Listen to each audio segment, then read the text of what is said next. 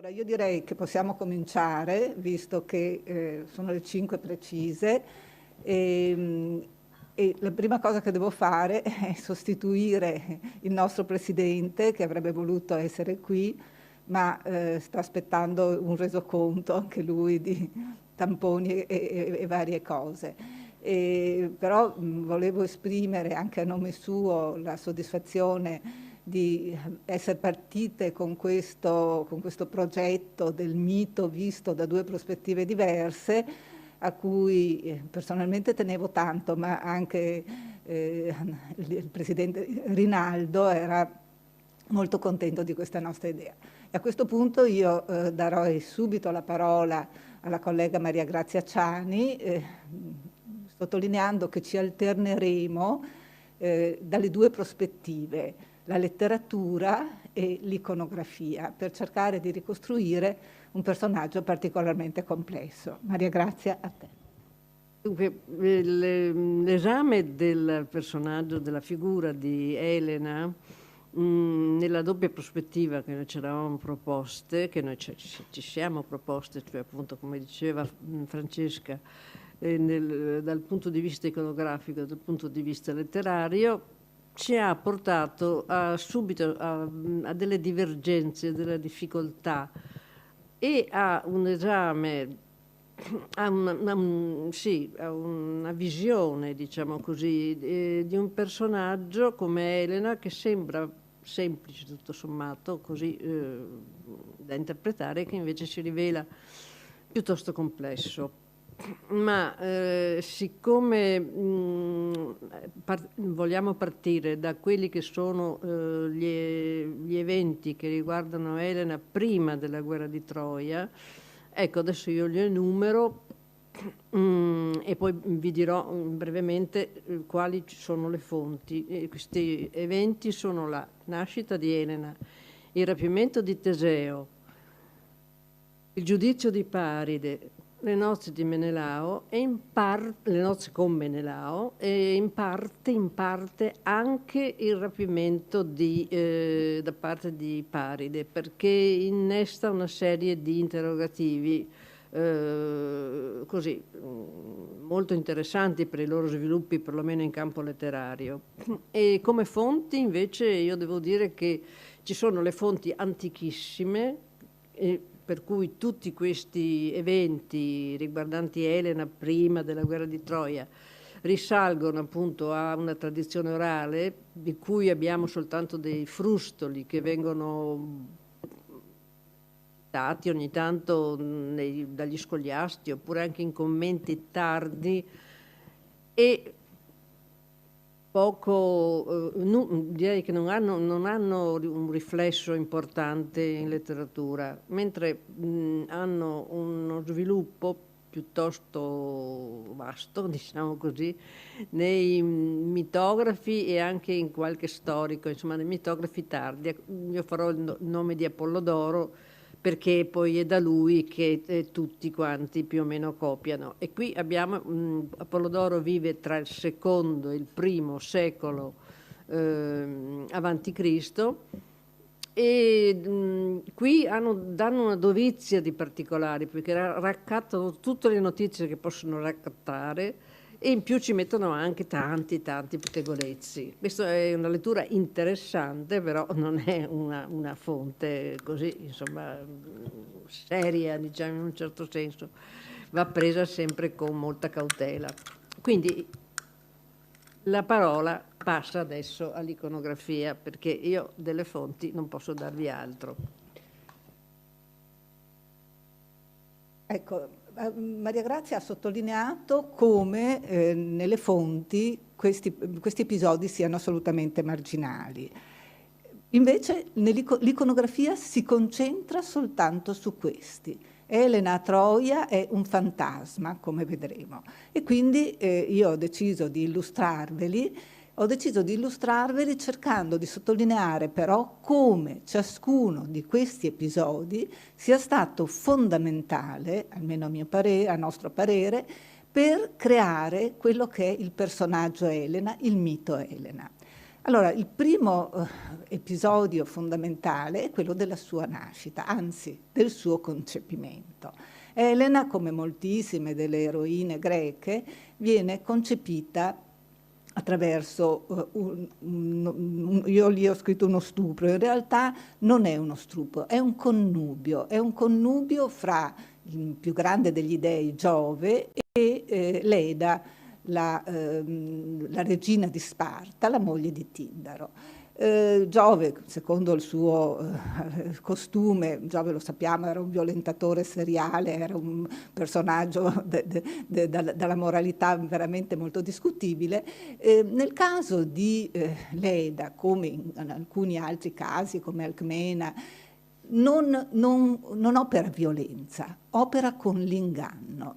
Si traveste, la storia è nota, la sapete tutti, un candido cigno fa finta di essere inseguito da un'aquila e si rifugia nel grembo di Leda, come si vede in questa bellissima statua che è una copia romana da un originale di Timoteo, che è uno scultore del IV secolo a.C. Voi vedete, non c'è violenza, non c'è paura, lei accoglie il cigno e lo tiene stretto con la mano destra, e da questo momento inizia il rapporto che finirà in un amplesso anche connotato da aspetti molto erotici, come in questa statua da Venezia, o ancora in questa bellissima gemma romana che mostra, come la descrive Ovidio, Leda giacere sotto le ali del cigno, sub olorinis alis.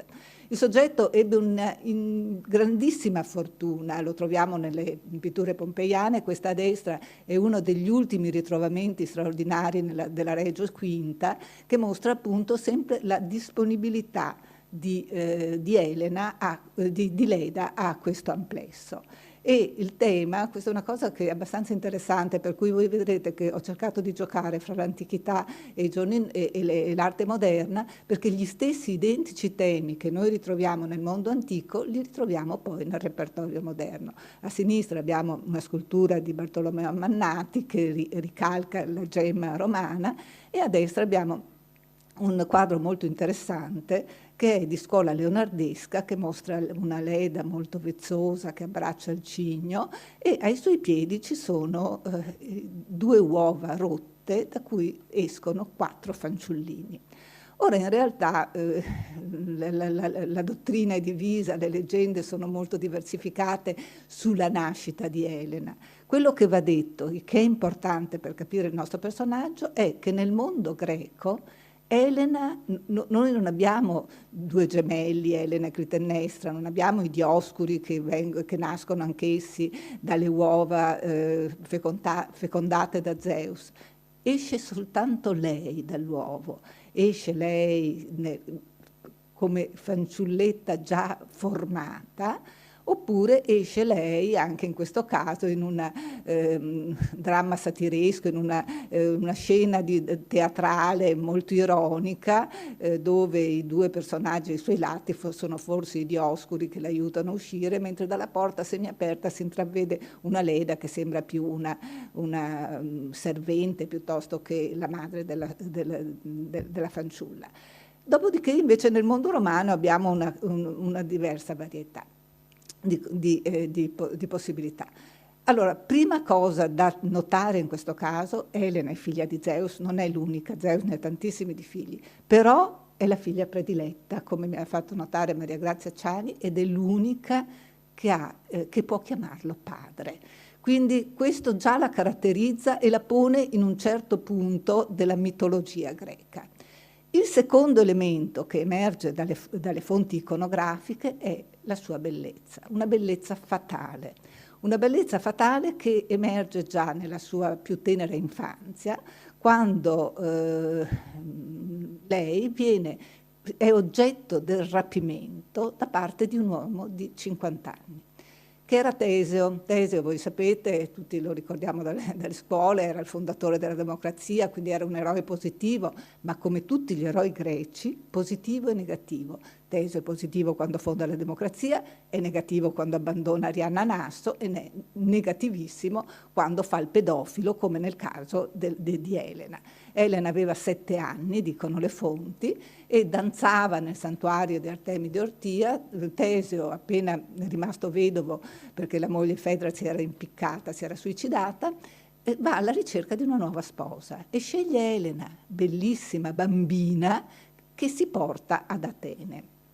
E quindi questo è il tema della bellezza, che riemerge molto frequentemente nel repertorio dei vasi attici di V secolo a.C., fine VI, V secolo a.C., con una iconografia che dovrebbe meravigliarvi, perché vi ho appena detto che Elena aveva 7 anni, invece qui è una donna fatta e rifinita, che peraltro non ha nessuna voglia di essere rapita, perché voi vedete nel vaso a figure nere come lui la tiene stretta con entrambe le braccia, posizione che si ripete anche nel vaso a figure rosse. Elena è una donna in questo caso, ma perché?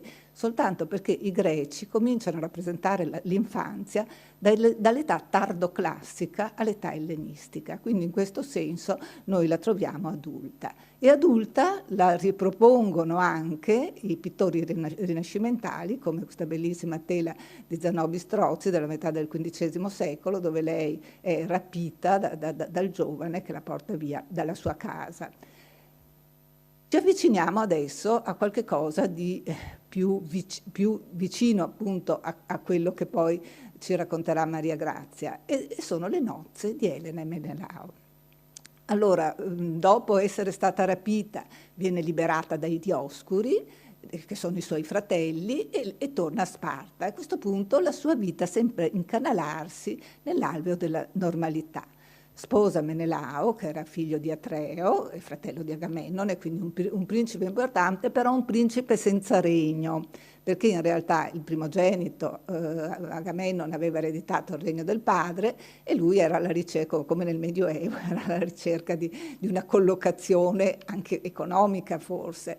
Elena lo sceglie, anche qui le fonti presentano varie ipotesi, e si sposano. A questo punto la scena del matrimonio è immortalata in un'iconografia che a chi non è avvezzo alla tradizione greca, dell'iconografia greca, sembra abbastanza strana, cioè sembra una scena di rapimento, invece è l'iconografia del matrimonio, così come i greci lo concepivano, almeno lo concepivano fino intorno alla metà del V secolo a.C. Successivamente c'è una scena un po' meno rude, un po' meno dura, perché qui la fanciulla è una Elena adulta con un velo che le cade dalla testa, eccetera, viene afferrata dal polso. Ha un nome questa iconografia, si chiama Keir Epi Carpò, la mano sul polso, e viene trascinata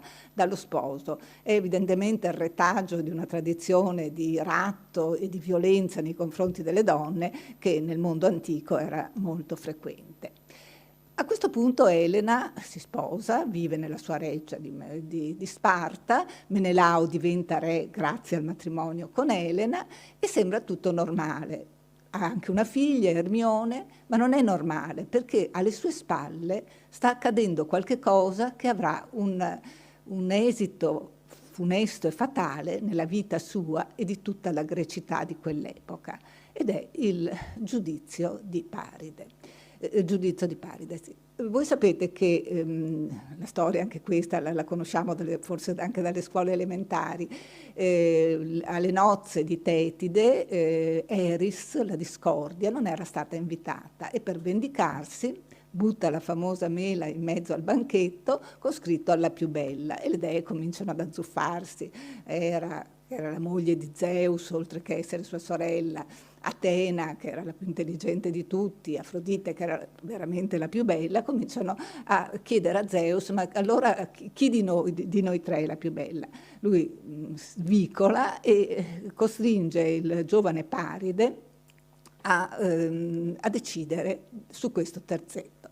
Ora, Paride è, a mio parere, il primo giudice corrotto della storia, perché arrivano le tre dee accompagnate da Hermes, che qui non c'è, ma qui invece lo vediamo nell'esercizio delle sue funzioni, sia qui sia in questo mosaico un po' più tardi, accompagnate, e tutte cominciano a proporgli delle cose bellissime, la saggezza, il dominio della Grecia, la ricchezza, fino a che arriva Afrodite, che gli dice: io ti prometto la donna più bella del mondo. Questo è il primo punto in cui nasce quel dibattito di cui poi sentirete parlare sulla libertà che ha avuto Elena negli eventi che l'hanno contraddistinta, perché è Afrodite che si mette in mezzo e come vedremo riuscirà poi a convincerla a peccare, fra virgolette. Questo è un quadro di Rubens, sempre per via che anche nel mondo moderno le scene sono sempre quelle. E a questo punto cosa succede? Paride, nonostante fosse chiaro che sarebbe stato un danno per Troia, come aveva vaticinato Cassandra, che era sua sorella, che alla sua nascita aveva detto: mandatelo via per carità, perché questo ci provocherà la rovina della città. Cassandra aveva la dote della divinazione, ma per punizione che non si era accoppiata con Apollo, Apollo aveva detto: non sarai mai creduta. Infatti non la credono. Paride torna e poi se ne va a Sparta. Se ne va a Sparta e inizia un corteggiamento che noi abbiamo raffigurato in varie iconografie. Qui però io volevo sottolineare una cosa che mi ha molto colpito, non avevo mai fatto caso, che nella cultura greca la seduzione è peggiore della violenza ed è punita più gravemente della violenza, perché corrompe l'animo della persona sedotta. Quindi Paride in questa prospettiva, l'ho sottolineata un po' perché mi aveva colpito, un po' perché in questa prospettiva Paride è colpevole perché corrompe l'animo di colei che forse non aveva tanta intenzione. In realtà l'iconografia della seduzione di Elena si articola intorno a tre poli. La seduzione perché Paride le prospetta la ricchezza, le fa ricchi doni e le prospetta la ricchezza di cui avrebbe potuto godere a Sparta. In questo caso il personaggio di Elena appare decisamente negativo. E qui la vediamo infatti, mentre il giovane le mostra dentro il cofanetto tutti i gioielli che ci aveva messo. Ancora più chiaro in questo caso, in cui appunto lei apre il cofanetto, Paride è vicino a lei, vestito con l'abito frigio, un abito che poi le fonti descrivono splendente, un altro elemento che probabilmente l'aveva affascinata, e quindi diciamo primo elemento, Elena si fa comprare in un certo senso. In realtà poi l'iconografia che avrà maggior successo e che quindi avvalora quel dibattito su colpevole o innocente è quella in cui Afrodite non solo gliel'aveva promessa, ma interviene anche praticamente per convincerla ad avvicinarsi, ad accettare la corte di Paride. Questo è un aforisco sattico della fine del V secolo a.C. dove c'è tutto quello che poi troveremo nel mondo romano, c'è tutto quello che bisogna sapere per capire il perché Elena ha ceduto. Al centro vediamo raffigurata Elena in atteggiamento composto. Ecco, noterete che in tutte le immagini che vi farò vedere, Elena è sempre composta, una signorina per bene. È Afrodite, è addirittura in braccio ad Afrodite, alle spalle di Elena c'è Peitò, che è la persuasione, e davanti a Elena c'è un Paride molto prestante, con un Eros che lo accompagna verso la fanciulla, la donna oramai, perché Elena è una donna sposata, infatti come vedete è velata. Questa iconografia ha un grandissimo successo nel mondo romano. La terza possibile ipotesi che ha portato Elena a cedere a Paride viene prospettata perché, secondo taluni, Paride si rivolge a lei con grande facondia e la corteggia con quello che Ovidio, che è un grande maestro d'amore, dice che è la sequenza giusta per conquistare qualcuno. lodi della sua bellezza, esaltare i propri nobili natali, cioè sono figlio del re di Troia, magnificare l'opulenza del proprio paese e la promessa di ricchi doni. E qua torniamo al discorso dei doni. Questo momento è eternato in questo bellissimo quadro di Angelica Kaufmann, che mostra da un lato Eros che accompagna Paride, dall'altro appunto la coppia Afrodite-Elena, Afrodite riconoscibile per la presenza delle colombe che erano i suoi oggetti, i suoi uccelli diciamo preferiti. Arriviamo adesso alla seduzione. Dopo la seduzione Paride se la porta via, e anche qua l'iconografia è molto variata, la troviamo con il Cheire Carpò, però sempre sì. Eccolo qua, vedete, eccolo qua, la mano sul polso, ma qui c'è la presenza non solo di Eros ma anche di Afrodite, che a questo punto è onnipresente, e l'onnipresenza di Afrodite secondo me parla a favore di una innocenza di Elena. Qui l'abbiamo, qui invece è un pochino meno convinta, perché vedete come tende la mano verso la nutrice e un Paride che la sta caricando sul carro. Qui non è convinta per niente invece, cercano di caricarla nella nave, ma per caricarla nella nave la devono trascinare. Questo è un urna di alabastro del III secolo a.C. di ambito etrusco. Nel mondo romano la vediamo un po' incerta, 2 affreschi in cui la vedete viene aiutata a salire, non dice di no, ma non dice neanche di sì con grande entusiasmo. Ancora qui la troviamo a destra mentre parte, e a sinistra è l'unica testimonianza, l'ho portata anche se è un modesto disegno, dell'arrivo a Troia. Eccola qua che arriva a Troia, e qui abbiamo le due, diciamo, le medesime soluzioni che abbiamo visto nel mondo classico. Elena che tutto sommato lo segue volentieri, Elena che viene trascinata, Guido Reni a sinistra, Sebastiano Ricci davanti. Arriva a Troia, eccola qui che viene presentata a Priamo. Di questo vaso mi interessavano 2 cose. La prima è quello che è rappresentato nel registro inferiore, dove ci sono, c'è la nave, c'è la prua della nave, e ci sono i servi che scaricano che cosa? Le sue ricchezze. Perché Elena se la squaglia da casa sua, non solo dopo aver abbandonato il marito, ma anche portandosi via la sua dote. Quindi doppio sgarbo, doppia offesa. Menelao era offeso anche perché Paride tradisce quello che era uno dei legami più profondi nel mondo greco, che era quello dell'ospitalità.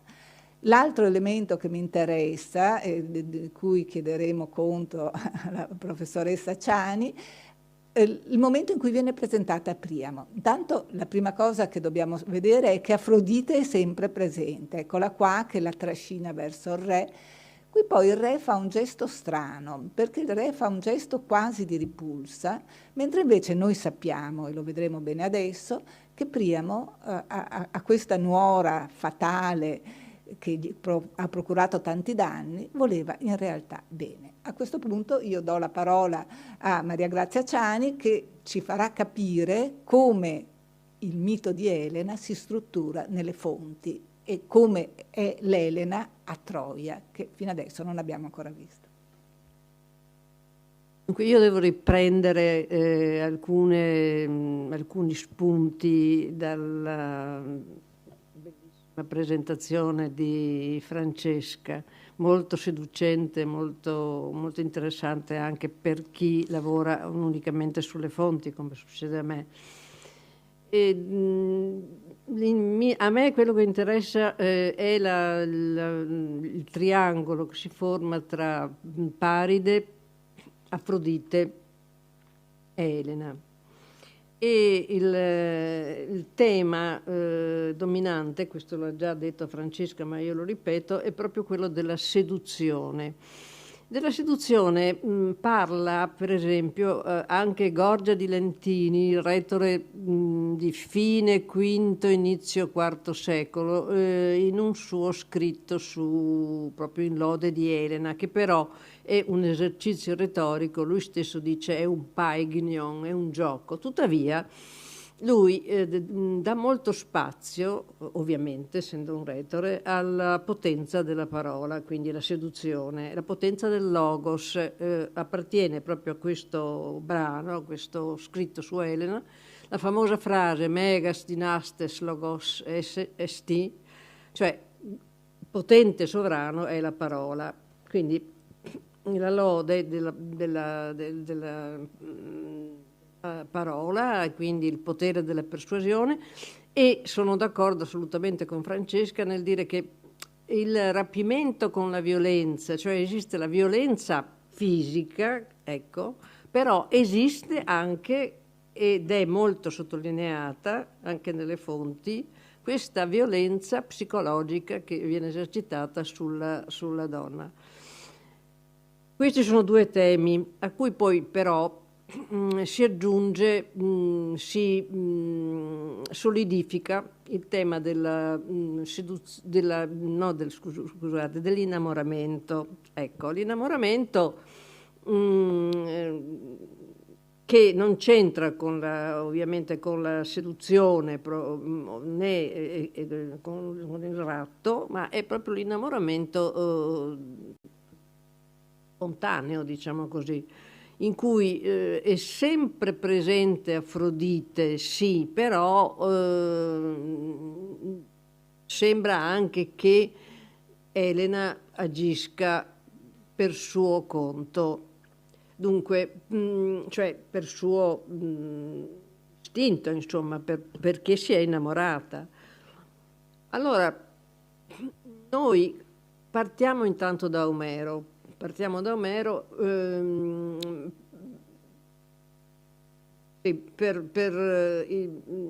diciamo, vedere, identificare la posizione che Omero dà ad Elena a Troia.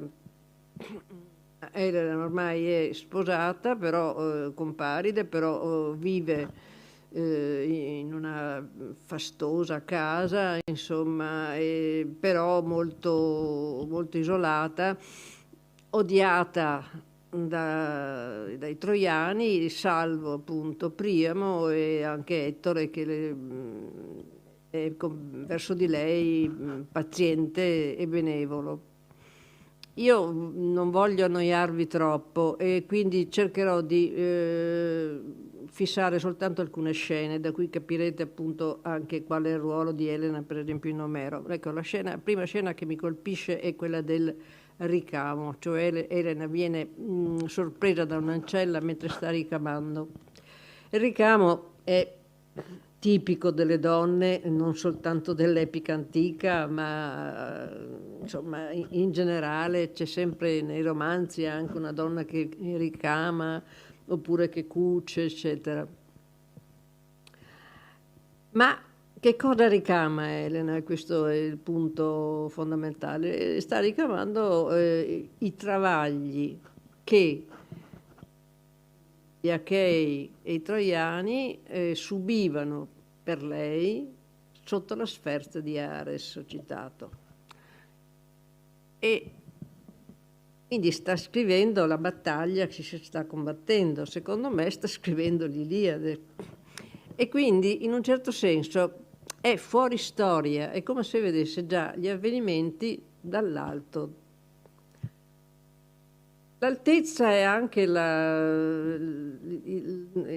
nodo, diciamo così, cruciale della seconda scena, che è quella famosissima di Elena sulla torre, quando viene chiamata per vedere la preparazione del duello tra il primo e il secondo marito, e compare sulla torre velata, tuttavia toglie il fiato agli anziani che la vedono, perché la sua bellezza è sottolineata, come diceva Francesca, fin dagli inizi. E Priamo l'avvicina, lei è piuttosto ritrosa, ma Priamo l'avvicina e le dice: vieni qui, figlia mia, la colpa non è tua, la colpa è degli dei. E quindi abbiamo sempre questa idea di Afrodite che sta dietro Elena, insomma, ecco. alimenta, diciamo così, in un certo senso, il suo amore. Anche se poi Elena in realtà in Omero è colpevole, tra l'altro colpevole e pentita. Colpevole quindi di aver seguito il suo sentimento, non di essere stata persuasa, non di essere stata sedotta, di aver seguito il suo sentimento, di aver lasciato, abbandonato Menelao, la figlia, la patria, rimpiange tutto e il suo pentimento percorre tutto il poema dell'Iliade. Però, ecco, in queste scene che vi ho detto appare anche al di là dello stesso pentimento, al di là proprio al di là dei fatti. Per non parlare, poi ci sarebbe anche un altro episodio, ma non lo cito, ma per abbreviare.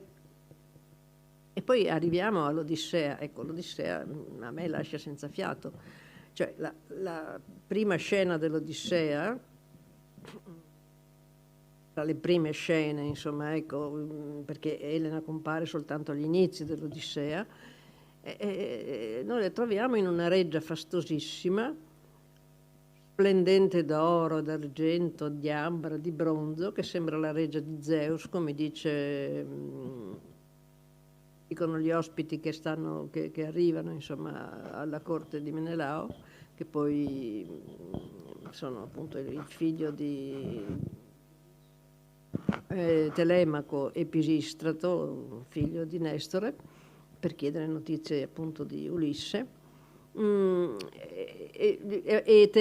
Telemaco dice: ma sembra proprio la reggia di Zeus. In questa reggia appunto regna, diciamo così, Elena intronata, trono con le ancelle, non ricama più ma tesse lane variopinte, splendide, un carrello d'argento con le ruote, con occhia d'oro.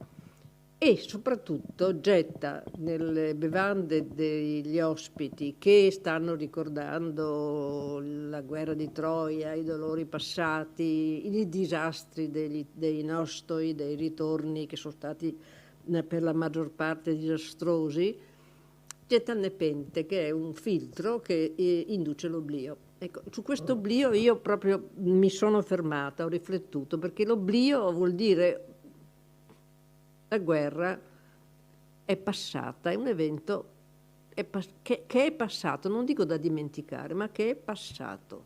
Resta appunto Elena con la sua bellezza. Questo è un primo indizio, diciamo così, della dimostrazione che io voglio fare del percorso di Elena nella letteratura. C'è un fatto. La guerra di Troia, da questo punto, dopo Omero, abbiamo come dire, un legame più stretto tra la guerra e Elena. Cioè, a me è sembrato di trovare nei testi, di ricavare dalle fonti letterarie proprio, che i greci avessero una specie di così insomma, turbamento quasi, insomma, non si sentissero a proprio agio, perché nell'attribuire questa guerra epocale, che è stata la prima grande guerra di invasione dell'Occidente, attribuirla alla bellezza di una donna. Cioè, certo, sui fatti reali loro stendono sempre il velo del mito. In questo caso a me è sembrato che il mito fosse insufficiente per giustificare una guerra di tale portata e perdite così eccezionali. La invasione della Troade poi è stigmatizzata anche sempre nel V secolo dallo storico Erodoto, il quale accusa proprio i greci di essere stati i primi ad assalire, aggredire l'Oriente e a creare una frattura insanabile fra Oriente e Occidente. E qui appunto così, forse non tanto scherzosamente, però a noi è divertito moltissimo, e dice se avessero rubato una moglie a un orientale, questi non avrebbe battuto ciglio. Io penso anche alle 50 mogli di Priamo, per cui vabbè, insomma, che se ne rubavano una non era poi così grave. E comunque anche secondo appunto la mentalità degli orientali, anche se rapita con la violenza, una donna è sempre consenziente. Questa è la loro visione, è sempre consenziente, quindi non battono ciglio. Questa differenza, diciamo così, e questa accusa che Erodoto fa, è un brano che non viene citato spesso e che però ha la sua importanza, ovviamente. Però Omero ha dato una sua visione e anche una sua conclusione alla storia di Elena, cioè Elena torna al focolare, la guerra è un episodio, non dico da dimenticare, come vi ho detto, ma un episodio finito. Questo è un po' che mi sorprende. Insomma, infatti, subito dopo Omero, Elena viene presa di mira. Famoso è il poema di Stesicoro, VII secolo, quindi abbastanza presto. VII secolo è un poema in cui insulta Elena e qui entriamo di nuovo nella leggenda. Viene accecato dai Dioscuri, i diletti fratelli di Elena, viene accecato e poi fa una palinodia, cioè poema in cui elogia, invece cambia idea e dimostra di aver invece ci mostra un'Elena del tutto diversa, per cui riacquisterà la vista. Ma questo scritto che lui fa, questo secondo scritto, è basato su un'idea che, se è sua, è geniale anche, se non è sua l'ha presa da qualche fonte, appunto, che noi non possiamo più ricostruire. Cioè che Elena non è andata a Troia, è andato un fantasma. Lei è stata relegata in Egitto e lì, sotto la protezione del re Proteo, se ne sta lì, non sa nulla della guerra di Troia e vabbè. Questa è appunto la versione di Stesicoro, il quale, ricordiamolo, però prima aveva detto, aveva insultato, sì, insomma, aveva condannato, diciamo che è più giusto, Elena come causa della guerra. E dopodiché si scatenano anche i tragici, c'è soprattutto il coro, il meraviglioso Stasimo dell'Agamennone, in cui addirittura Eschilo, Agamennone di Eschilo appunto, ma voi lo sapete certamente, dunque, in cui addirittura Eschilo fa una falsa etimologia sul nome Elena, cioè da Aireo e Naus, Elena che rovina le navi. Il testo dice dunque, chi mai trovò un nome così giusto? Elena, proprio lei, rovina delle navi, rovina dei guerrieri, rovina delle città, e via discorrendo. Un Stasimo che è stupendo per la forza e per le immagini e per la bellezza anche del lessico eschileo, che è difficile ma che è affascinante una volta che si entra dentro, diciamo, il suo modo di scrivere. E però insomma è una netta condanna. Ci manca, ecco, abbiate pazienza, cioè, finirò fra poco.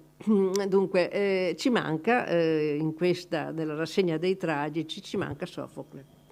E Sofocle a me dispiace che ci manchi, perché io ho sempre amato la sua voce moderata, equilibrata, Ecco, lui aveva scritto un'Elena, le nozze di Elena e un ratto di Elena. Qualche frammento, ma io i frammenti, sai, non credo sempre poco, poi a volte sono soltanto riportate le sentenze che ricorrono molto spesso nelle tragedie, quindi non... abbiamo un buco, insomma, e arriviamo a Euripide. Euripide io lo distingo dagli altri, lo distingo nettamente dagli altri tragediografi. È ambiguo, sfuggente, ironico, a volte irridente, non si sa mai se dice le cose sul serio, se ci crede, se non ci crede, ecco, è un serpente proprio. Comunque,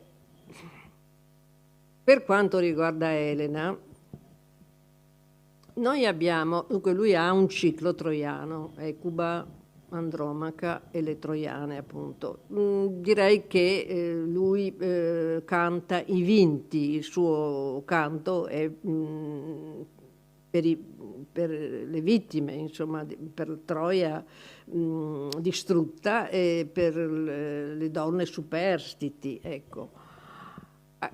Però tra queste donne superstiti naturalmente c'è anche Elena. Nelle donne di Troia noi abbiamo Menelao che affronta Elena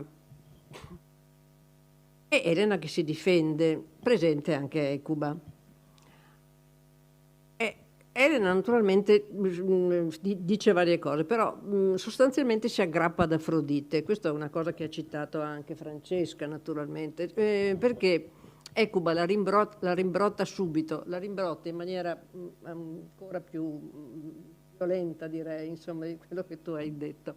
Cioè dice, sì, le follie d'amore, tutti gli uomini la chiamano Afrodite.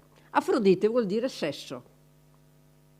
Tu hai visto mio figlio, questo l'hai citato anche tu, hai visto mio figlio bello, vestito riccamente, e sei stata travolta dalla passione. Ecco. Quindi questo mette a posto Afrodite, secondo Euripide. Ci sono molti altri riferimenti, ma anche ad antiche leggende, sempre fatte in modo così un po', come dicevo, ghignante più che irridente, addirittura ghignante, proprio a me Euripide non piace. Cioè. E poi però ci sono due tragedie tra le più, diciamo, vecchie di Euripide, in cui sì, che dobbiamo prendere in considerazione. Sono molto strane, sono molto diverse, sono molto ambigue, però vabbè, io vi dico quello, l'essenziale, ovviamente. Una si intitola Elena. Vabbè.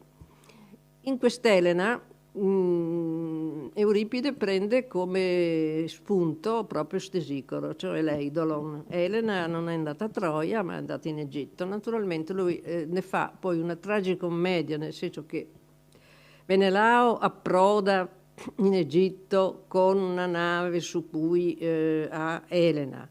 Va in ricognizione e chi incontra? Elena. E quindi ne nasce tutta una serie di equivoci, eccetera, fino a che si arriva poi a un nodo, il solito nodo a cui arriva spesso Euripide, che richiede la presenza cioè l'apparizione del famoso nel senso noto, ecco, il Deus ex machina, il quale scioglie questo nodo per i protagonisti, penso per il pubblico e per noi poveri cristi che ci affanniamo su questi testi. E dice, Troia è stata distrutta perché Zeus si è servito di Elena come pretesto per liberare la terra dai troppi uomini, insomma, la terra è troppo affollata, quindi lui voleva liberare questa terra, Zeus, e si è servito come pretesto di Elena. Proprio Elena ha prestato il suo nome, Onoma. E adesso Elena se ne torna con Menelao, qui siamo anche nell'ottica, diciamo così, di Omero, se ne torna con Menelao a vive con Menelao, e quando sarà il momento della sua di partita verrà con noi Dioscuri, i suoi fratelli, noi lo aspettiamo in cielo, diventerà una costellazione, una stella fissa, eccetera, eccetera. E Menelao, invece, che non è un dio né figlio di un dio, andrà nell'isola dei Beati, comunque un luogo, sì, degno, ecco. Questa è l'Elena.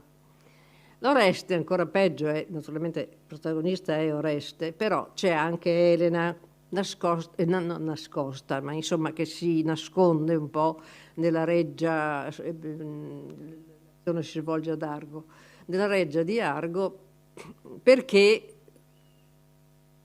ha paura degli Achei, cioè gli Achei la odiano per quello che appunto ha provocato. Quindi Elena è ancora colei che provoca, è causa della guerra. Non vi racconto anche qui, parlo già da parecchio, non vi racconto assolutamente la trama, ma anche qui si arriva a un nodo finale per cui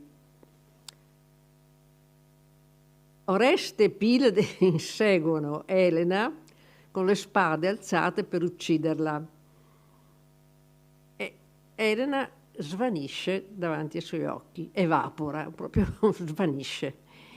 Un Oreste allocchito si sfoga allora con la figlia Ermione che era presente e siccome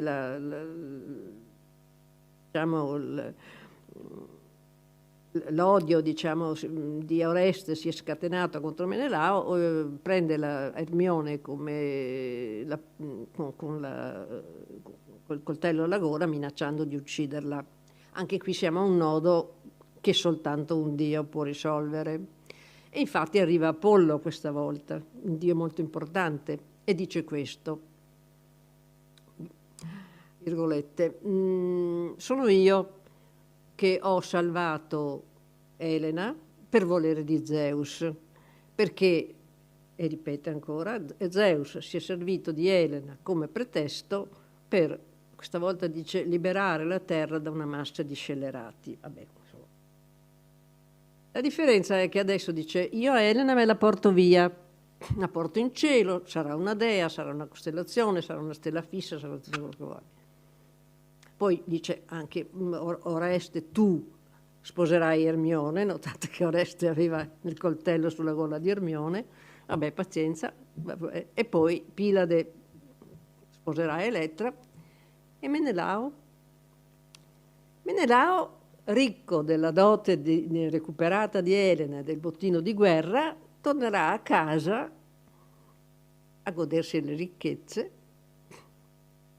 pensa questa donna che in fondo, parole di Apollo, non gli ha procurato altro che guai.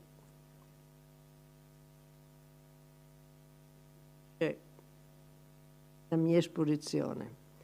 Solo vorrei farvi notare come dal triangolo Ite, Menelao, Paride siamo passati quasi senza accorgercene, a un binomio Zeus-Elena, dove il responsabile della guerra non è più Elena, ma è Zeus. La cosa è ripetuta 2 volte, Elena è servita come pretesto e Zeus è colui che ha scatenato la guerra. Ma quando noi pensiamo alla guerra di Troia, non pensiamo a Zeus, noi pensiamo a Elena. Allora, grazie Maria Grazia di questa bellissima presentazione che ha fatto vedere plasticamente come la figura letteraria sia di una complessità inaudita e come invece il repertorio iconografico scelga dei temi e in fondo si schieri, perché il repertorio iconografico si schiera a favore dell'innocenza di Elena. Lo vediamo, ci sono ancora poche immagini e poi abbiamo finito, lo vediamo nel repertorio che mette in scena l'ultimo episodio troiano, cioè quando Menelao, nella città distrutta, fumante, con i morti da tutte le parti, va in cerca della moglie perché se la vuole riportare a casa o vuole ucciderla. Sono due alternative. In realtà noi vediamo che in tutto il repertorio iconografico dominano due temi: la bellezza di lei e l'intervento divino. Allora, in questo uno dei più antichi vasi che mette in scena l'episodio è questo, un'anfora del pittore di Amasis, addirittura degli inizi del VI secolo a.C., in cui lui ha già la spada sguainata, le scosta il velo che lei ha addosso, forse per trafiggerla. E lei cosa fa? Anche lei scosta il velo, ma questo gesto non è un gesto neutro, è il gesto dell'anacalipsis, dello svelamento, cioè quando la moglie faceva vedere il suo volto al marito, apriva il velo, e quindi è un gesto provocatorio. Qui la troviamo lo stesso mentre viene trascinata via, ma quello che interessa è invece l'intervento divino. Abbiamo detto da un lato la bellezza, quindi lui nel momento in cui vede il volto di Elena probabilmente rinuncia a qualsiasi proposito di vendetta. Qui invece la troviamo con l'intervento di Afrodite, quindi l'intervento divino, e qui invece torna in maniera potente il tema della bellezza. Questo è uno dei vasi che mi diverte di più, perché noi vediamo Menelao che corre, addirittura fa cascare il tripode dalla foga che ha di correre dietro. Elena che scappa, in mezzo c'è la solita Afrodite, ma cosa succede? Gli casca la spada. Gli casca la spada perché? Perché è travolto dalla sua bellezza. E qui capiamo anche da che cosa è travolto, perché Elena, che sta dirigendosi verso il Palladio per abbracciarsi alla statua di Atena, per chiedere pietà alla statua di Atena, mostra la gamba. Ora qui sarebbe un discorso divertente da raccontare che la nudità femminile è qualcosa che è estraneo fino alla metà del IV secolo a.C. al mondo greco. Però noi sappiamo che le donne spartane, si presentavano negli agoni ginnici ed erano nude, e infatti lo svelare la gamba è evidentemente un elemento per provocare il marito, e infatti anche qua la spada gli casca di mano, la vediamo qua, e lui resta completamente soggiogato. L'altro tema, abbiamo detto la bellezza, l'altro è quello dell'intervento divino. Qui lui non sembra tanto soggiogato, l'ha afferrata per i capelli e sembra che voglia ucciderla. Gli ferma la mano chi? Eros. Gli ferma la mano chi? Di nuovo Eros. E qui noi vediamo che in questo caso invece nel recupero moderno gli ferma la mano chi? Afrodite. Ecco, quindi abbiamo visto intervento degli dei, ma soprattutto la bellezza di Elena. Di Elena resta appunto la bellezza, una bellezza che ha dato origine anche a degli aneddoti interessantissimi, come quello che vi faccio vedere adesso, quando il pittore Zeus, che era un più grande pittore dell'antichità, del V secolo, viene invitato dagli abitanti di Crotone a dipingere Elena da dedicare nel santuario di Era Lacinia. Cosa fa?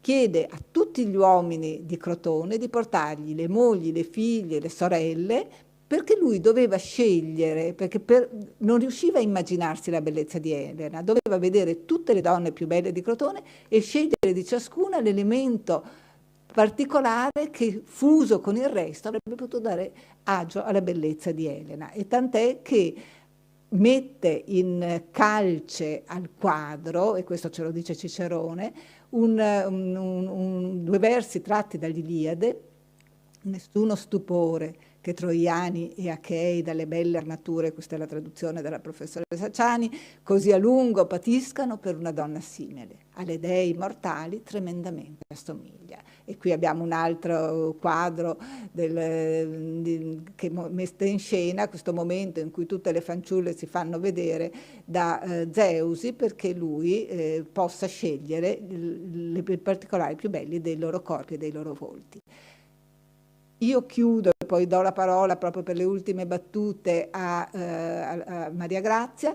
Chiudo ricordando invece un episodio in cui la bellezza di Elena fallisce, ed è un episodio di cui siamo tutti responsabili, che ancora pesa sul mondo occidentale.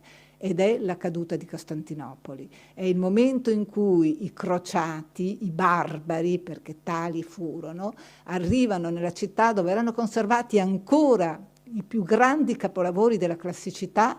E cosa fanno? Distruggono le statue per farne calce e distruggono i bronzi per farne moneta sonante.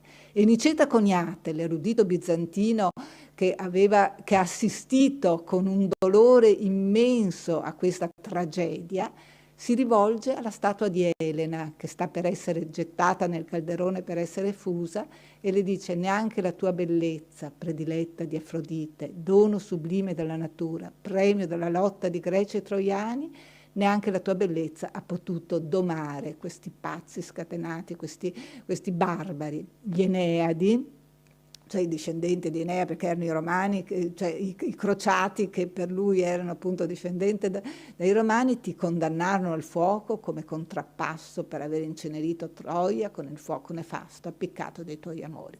Ecco, in questo caso la bellezza di Elena ha fallito, ma è l'unico caso che a noi risulti, perlomeno. E adesso do la parola a lei per chiudere.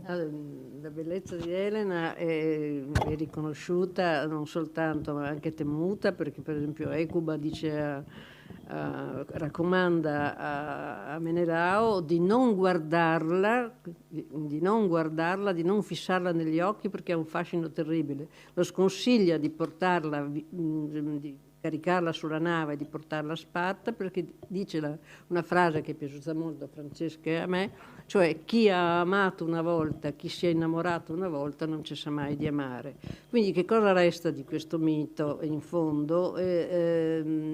Mentre l'idea della guerra di Troia, appunto, come dicevo, svanisce un po' come un episodio, rimane il mito della questa bellezza straordinaria, indescrivibile di Elena, che è